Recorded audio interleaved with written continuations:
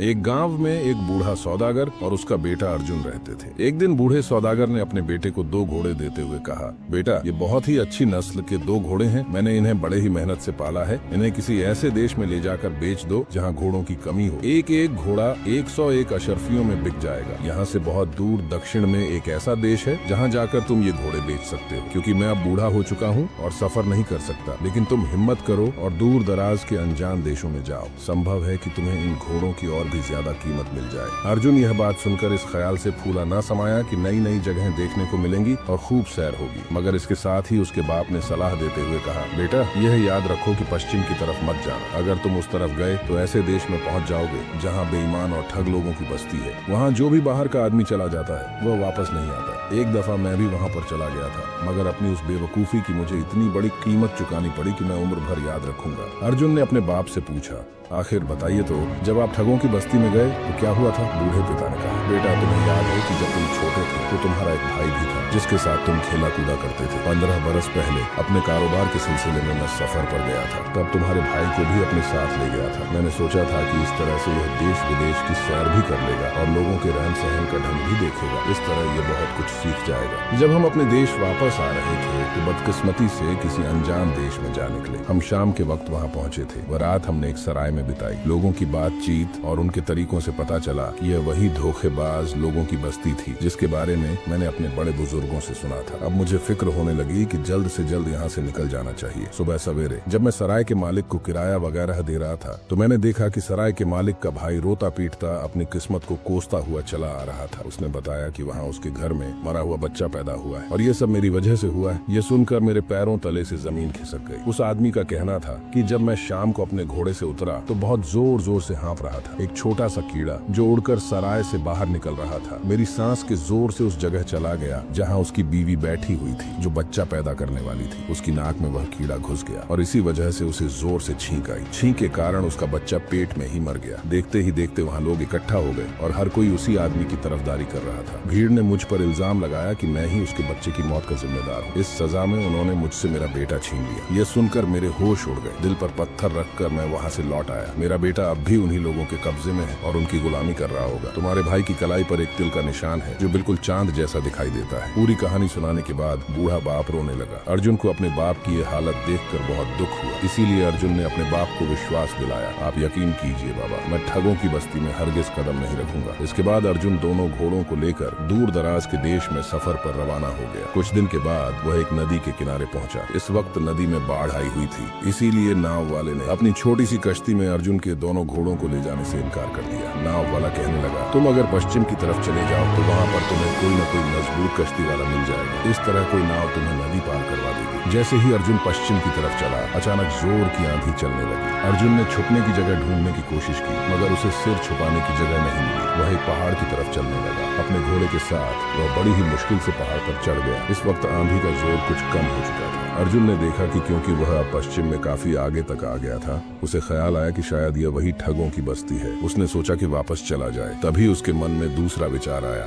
जरा देखा तो जाए कि वह अजीबो गरीब बस्ती जिसकी कहानियां मैंने सुनी है वह कैसी है और वहाँ कैसे लोग रहते हैं। वह पहाड़ के किनारे से झुककर नीचे देख रहा था कि अचानक एक पत्थर खिसक गया और अर्जुन लुढ़कते लुढ़कते उसी गांव में आ गिरा। उसके घोड़े भी सरपट दौड़ते हुए उसके पास पहुंच गए। सामने से एक बूढ़ा आदमी आ रहा था। उसने अर्जुन को गिरते हुए देखा तो तुरंत उसके करीब आ गया। अर्जुन ने कपड़े झाड़कर जल्दी से उठने की कोशिश की। उसे ज्यादा चोट नहीं आई थी। उसने देखा कि बूढ़ा आदमी उसकी तरफ बहुत गौर से देख रहा है। बूढ़े आदमी ने अर्जुन से पूछा, बेटा तुम्हें कोई चोट तो नहीं आई? अर्जुन ने दिल ही दिल में सोचा, अच्छा इस बस्ती में ऐसे नेक लोग भी रहते हैं जो दूसरों को तकलीफ में देखकर उनका हालचाल पूछते हैं। अर्जुन अभी ये सब सोच ही रहा था कि वो बूढ़े का शुक्रिया अदा करे, तभी बूढ़े ने रोना पीटना शुरू कर दिया। असल बात यह थी कि एक मेंढक अर्जुन के नीचे दबकर मर गया था। बूढ़ा आदमी रो रो कर उस मरे हुए मेंढक को देख रहा था और कहने लगा, मेरे प्यारे छोटे से बच्चे, मैं तेरी मौत का बदला जरूर लूंगा। उसके रोने पीटने की आवाज सुनकर बहुत से लोग वहाँ पर आ गए। वे लोग किसी अनजान भाषा में बूढ़े से बातें करने लगे। फिर उन्होंने अर्जुन को बताया, इस बूढ़े के यहाँ कोई बच्चा नहीं है। उसने इस मेंढक को ही अपनी औलाद की तरह पाला था। वह इसे बहुत चाहता था और इसकी सेवा करता था। अब बेचारा बूढ़ा आदमी अकेला रह गया है, इसीलिए वह इस मेंढक की मौत पर इतना दुखी हो रहा है। इसके बाद गाँव वाले भी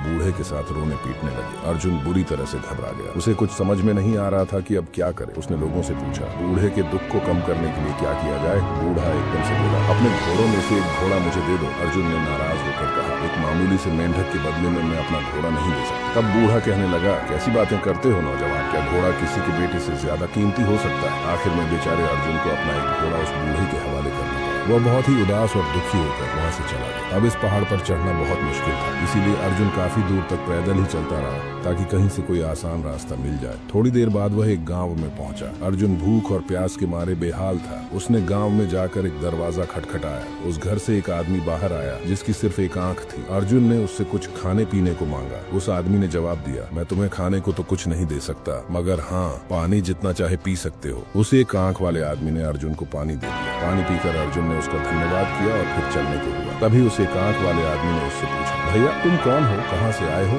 और तुम्हारे बाप का नाम क्या है? जैसे ही अर्जुन ने उसे अपने नाम और अपने पिता का नाम बताया, उस एक आंख वाले आदमी ने अर्जुन की बाजू जोर से पकड़ ली और खुशी से चिल्लाने लगा, आखिर तुम मुझे मिल ही गए। अब सुनो लड़के, 20 साल पहले मैं व्यापार के सिलसिले में तुम्हारे देश गया था। वहाँ मेरा सारा सामान चोरी हो गया था। मैं तुम्हारे बाप को अच्छी तरह से जानता था। मैंने उससे 200 अशर्फियां मांगी थी और वो राजी हो गया, मगर उसे जमानत चाहिए थी और मेरे पास देने के लिए कुछ भी नहीं था। उसने कहा कि तुम मुझे अपनी एक आंख निकाल कर दे दो। मुझे पैसों की इतनी सख्त जरूरत थी कि मैं राजी हो गया। वह मेरी एक आंख निकाल कर ले गया और वादा किया कि 1 साल के बाद वह मेरे घर आएगा और मेरी एक आंख वापस कर देगा। मगर 20 साल गुजर गए और वह अब तक वापस नहीं आया। अब तो तुम मेरे हाथ लग गए हो, मेरी एक आंख वापस कर दो। बाप का कर्ज चुकाना तो बेटे का फर्ज होता है। उसकी बात सुनकर अर्जुन हैरान रह गया। देखते ही देखते उस एक आंख वाले आदमी के चारों ओर उसके हमदर्द लोगों की भीड़ जमा हो गई। अर्जुन अब रोने के करीब था। उसने कहा, मुझे मालूम नहीं कि तुम्हारी आंख का क्या किस्सा है, परंतु फिलहाल यह बताओ कि अब मुझे क्या करना होगा और तुम मेरा पीछा कैसे छोड़ोगे? उस आदमी ने जवाब दिया, तुम अपना घोड़ा यहाँ पर छोड़कर जा सकते हो। बेचारा अर्जुन मजबूर होकर अपना घोड़ा वहीं छोड़ गया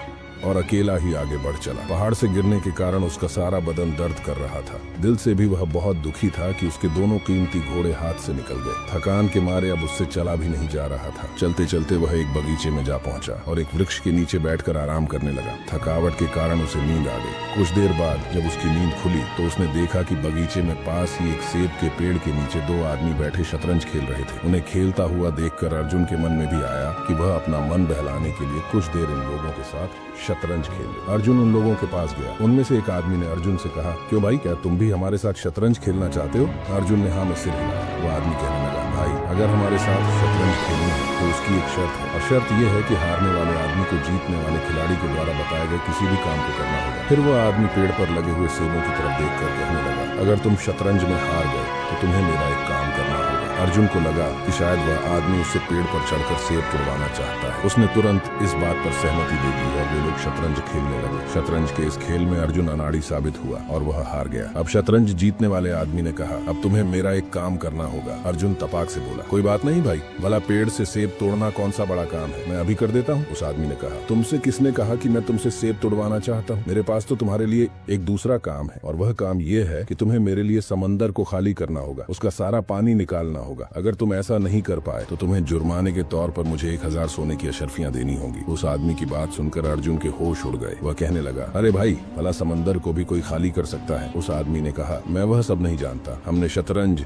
इसी शर्त पर खेली थी कि हारने वाले को जीतने वाले की हर बात हर हालत में माननी पड़ेगी। अभी या तो तुम समंदर का पानी खाली कर दो या फिर मुझे 1000 अशर्फियां दे दो। अर्जुन कहने लगा, भाई मैं तो पहले ही इस गांव में आकर लुट चुका हूँ, मेरे पास तो एक फूटी कौड़ी भी नहीं है। अब उन दोनों में इस बात को लेकर बहस होने लगी। अभी बहस चल ही रही थी कि तभी वहाँ पर एक नौजवान आ गया। उसने अर्जुन को रोते हुए देखा तो रुककर पूछने लगा, क्या हुआ भाई, तुम रो क्यों रहे हो? आखिर ये सब क्या मामला है? लेकिन अर्जुन ने उसकी बात का कोई जवाब नहीं दिया। अब वह इस गांव के किसी भी आदमी से बात नहीं करना चाहता था। उसे डर था कि कहीं वह किसी नई मुसीबत में न फंस जाए। परंतु वह अजनबी नौजवान अर्जुन से बार बार पूछने लगा। देखने में वह एक भला इंसान मालूम पड़ता था। आखिरकार अर्जुन ने उस नौजवान को बताया कि किस तरह से उसके दोनों घोड़े उसके हाथ से निकल गए और अब यह आदमी उसे शतरंज में हराकर 1000 अशर्फियां ऐंठना चाहता है। नौजवान ने सारी बात बड़े ध्यान से सुनी और फिर कहने लगा, अच्छा चलो मैं देखता हूँ कि तुम्हारे घोड़े तुम्हें कैसे वापस दिला सकता हूँ और साथ ही इस आदमी के साथ तुम्हारे झगड़े का निपटारा भी करवा सकता हूँ। चलो तुम मेरे साथ राजा के पास चलो। अब वे तीनों, अर्जुन, वह नौजवान और तीसरा आदमी,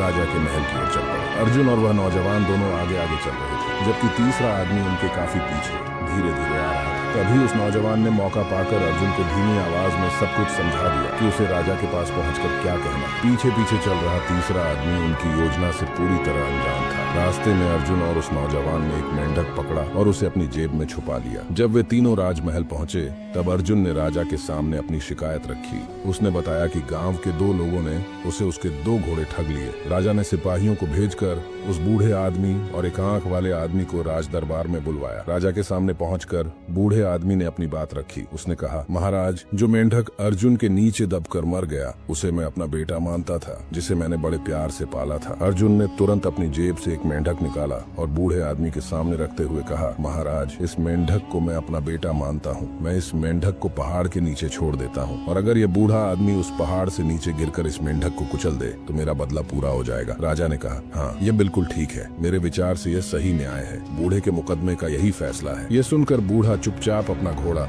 अर्जुन को लौटाकर वहाँ से चला गया। अब एक आंख वाले आदमी की बारी थी। उसने राजा के सामने अपना पक्ष रखा। अर्जुन ने कहा, हुजूर, इसमें कोई शक नहीं है कि मेरे पिता को अजीबोगरीब शौक है। उनमें से एक यह है कि वे लोगों की आंखें जमा करते हैं। हमारे गोदाम में सैकड़ों आंखें जमा है। मैं इस आदमी की आंख वापस करने को तैयार हूँ, लेकिन मैं इसकी आंख से मेल खाती दूसरी आंख तभी तलाश सकता हूँ जब ये अपनी दूसरी आंख भी मुझे दे। राजा ने कहा, यह उचित है। मुझे लगता है कि ऐसा ही होना चाहिए। राजा की बात सुनकर एक आंख वाले आदमी ने अपना घोड़ा अर्जुन को लौटा दिया और अपनी खोई हुई आंख वापस लेने में कोई रुचि न दिखाते हुए चुपचाप राज दरबार से चला गया। अब उस तीसरे आदमी की बारी थी जिसने शतरंज के खेल में अर्जुन को हराया था। उसने राजा से कहा, महाराज, मैंने अर्जुन को शतरंज में हराया है। शर्त के मुताबिक अब इसे समुद्र का पानी निकालकर उसे खाली करना होगा या फिर बदले में मुझे 1000 सोने की अशर्फियां देनी होंगी। अर्जुन ने कहा, हुजूर, मैं समुद्र का पानी खाली करने को तैयार हूँ, परंतु पहले आप इस आदमी से कहें कि वह समुद्र में बहकर आने वाली नदियों का पानी रोक दे। इसके बाद ही मैं समुद्र को खाली कर सकूंगा, क्योंकि अगर मैंने समंदर खाली कर दिया तो बहती हुई नदियाँ उसे फिर से भर देंगी। इसीलिए पहला काम इसका है कि ये उन नदियों को समंदर में गिरने से रोके। इसके बाद ही समंदर को खाली किया जा सकेगा। अर्जुन की बात सुनकर राजा मुस्कुराया और एक बार फिर से कहने लगा, बिल्कुल सही, तुम्हारी बात बिल्कुल सही है। इस आदमी को पहले जाकर समंदर में गिरने वाली नदियों को रोकना होगा। अब तो इस तीसरे आदमी की भी बोलती बंद हो चुकी थी। वह सिर झुकाए चुपचाप वहाँ से चला गया। इसके बाद अर्जुन और नौजवान दोनों राज दरबार से बाहर निकल आए। तब नौजवान ने कहा कि भाई, मैं तुम्हें इस बस्ती के बाहर तक छोड़कर आता हूँ ताकि अब तुम्हें कोई और बेईमान बना सके। इस तरह से वे दोनों घोड़ों के साथ पैदल चलने लगे। चलते चलते अर्जुन की नजर अचानक उस नौजवान की कलाई पर पड़ी तो उसकी कलाई पर वही तिल का निशान था जो बिल्कुल चांद की तरह नजर आता था। अब अर्जुन को यह पता चल चुका था कि यह नौजवान कोई और नहीं बल्कि इसका खोया हुआ भाई है। यह देखते ही अर्जुन ने अपने भाई को गले से लगा लिया। अर्जुन के भाई ने उसे बताया कि वह ठग और उसकी बीवी, जिन्होंने उसे अपना गुलाम बनाया था, वे अब मर चुके हैं और तब से वह बेचारा इसी मौके में है कि कैसे इस शहर से बाहर निकल सके। इतने दिनों तक ठगों के बीच में रहकर वह इनके तौर तरीके जान गया था और जानता था कि कैसे इन ठगों से निपटा जाए। दोनों भाई ठगों की बस्ती से बाहर निकलकर दक्षिण की तरफ चले गए। वहाँ पहुंचकर उन्होंने अपने दोनों घोड़े अच्छी कीमतों पर बेच दिए और खुशी खुशी अपने घर वापस आ गए। उनके बाप ने खुश होकर उनका स्वागत किया। बड़े बेटे के वापस मिल जाने की खुशी में उसकी आंखों से आंसू बह रहे थे।